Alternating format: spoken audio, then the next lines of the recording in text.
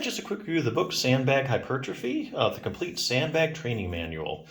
I know, that's a pretty unique book, an idea, just using sandbags. And obviously we know to get bigger you need resistance, but sandbags, I mean, that's not something you think about. Kind of refreshing in a day and age where there's 24-hour gyms everywhere, all this fancy equipment. But really when you get right down to the heart of it, what makes muscles bigger is resistance, progressive resistance, and sandbags can, certainly provide that.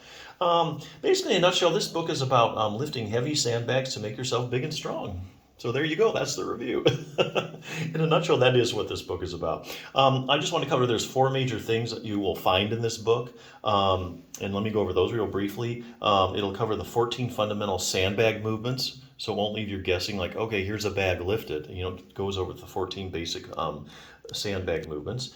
It also covers some common weak points when lifting sandbags and how to fix them. It'll also go over calisthenics and circuit training. And also give you 2 complete training programs, which I really like that idea. So not just one, you got a couple. So if this sounds like something you're interested in trying, I think this is a great resource, definitely something to check out. Now, if you are lifting sandbags and you end up like hurting your shoulder or anything, here's another resource I do want to bring up in case you blow out your rotator cuff. This is one of the best rotator cuff books out there, 6-minute torn rotator cuff solution for seniors. Forget the for seniors, I don't know what that's about. Olympic athletes could actually use this book. It is so evidence-based. Basically, even if you have any kind of shoulder pain that keeps you from lifting, you'd be surprised. Just do rotator cuff strengthening and then tell me how bad your shoulder pain is after like 2 to 3 weeks.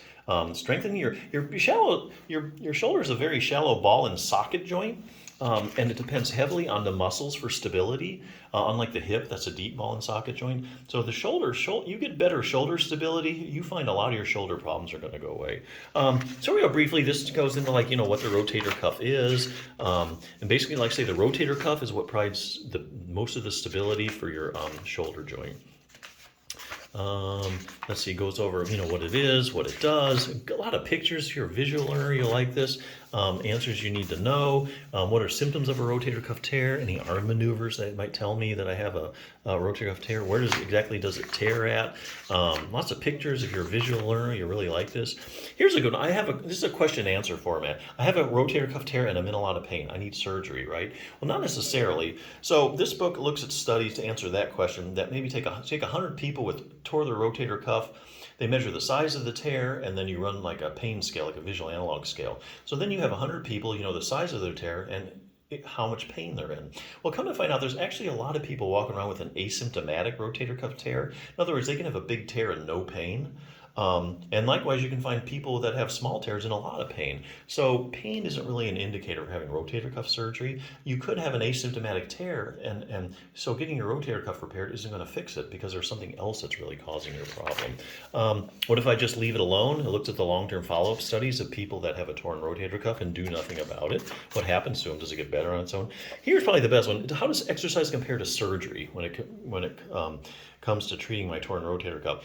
Only way you can really answer that scientifically is looking at the randomized controlled trials. That's the highest form of proof in medicine that a treatment's actually effective.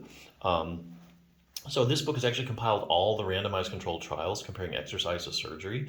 So that means you'd have, say, 100 people with a torn rotator cuff, 50 you'd randomly assign to surgery, the other 50 you'd randomly assign to a good exercise program, and then you follow them for like 6 weeks, 6 months, 6 years, and there's some really good long-term follow-up studies. So let's say, in 2 years, who did better, the people that did just exercise or the people that did the rotator cuff surgery?